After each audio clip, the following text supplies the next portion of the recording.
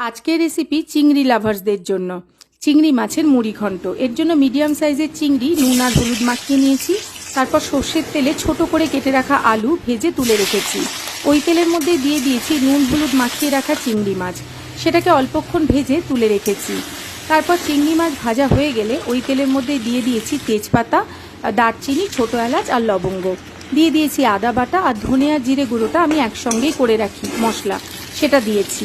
মশলা একটু কষে আসলেই দিয়ে দিয়েছি নারকেল কোড়া। তারপর ভালো করে মশলাটা কষিয়ে নিয়ে এর মধ্যে দিয়ে দিয়েছি ভেজে রাখা আলু। আলু ভাজা ভাজা হয়ে এলে এর মধ্যে দিয়ে দিচ্ছি হলুদ গুঁড়ো আর শুকনো লঙ্কার গুঁড়ো। অন্যদিকে গোবিন্দভোগ চাল আগে থেকে ধুয়ে শুকিয়ে নিয়েছিলাম, সেই চালটা এর মধ্যে দিয়ে ভালো করে মশলার সাথে নেড়েচেড়ে নিয়ে এর মধ্যে দিয়ে দেব গরম জল। চালটা বেশ সেদ্ধ সেদ্ধ হয়ে এলে এর মধ্যে দিয়ে দেবো স্বাদ অনুসারে লবণ। এর মধ্যে আমি কোনো চিনি ব্যবহার করিনি। দিয়ে দিচ্ছি ভেজে রাখা চিংড়ি মাছগুলো। জলটা আরেকটু শুকিয়ে গেলেই তৈরি হয়ে যাবে দুর্দান্ত স্বাদের চিংড়ি মাছের মুড়ি ঘন্ট।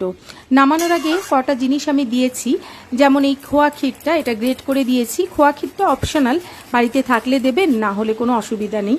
তারপর দিয়ে দিয়েছি চিড়ে রাখা কাঁচা লঙ্কা, আর সব শেষে দিয়ে দিয়েছি অল্প একটু ঘি।